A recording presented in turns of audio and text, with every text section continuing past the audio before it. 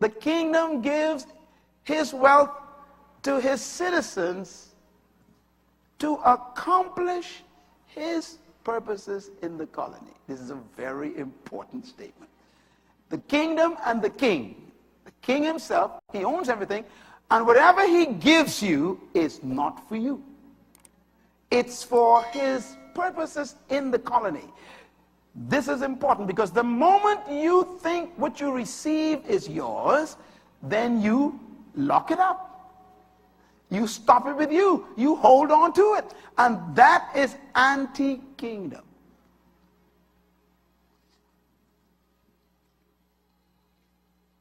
If God cannot get it through you, he won't get it to you.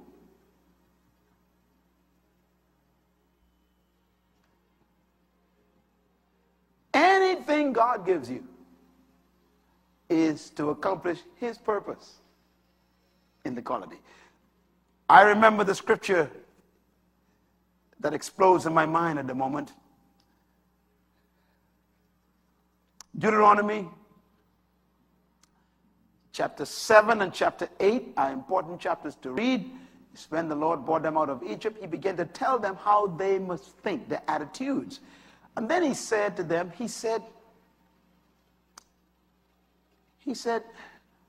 I am your God. And it is I who will give you the power to get wealth. Now that word power there means ability or skill. I will give you the ability, the power, the skill to get wealth. And the sentence ends like this: so that I might accomplish my covenant that I made with Abraham. In other words, I'm going to make you wealthy to fulfill my covenant in the earth. So anytime the king gives you resources, remember, your first question should be, what's it for? Not who it's for. What's it for? Because you won't say it's you. It's for me right away.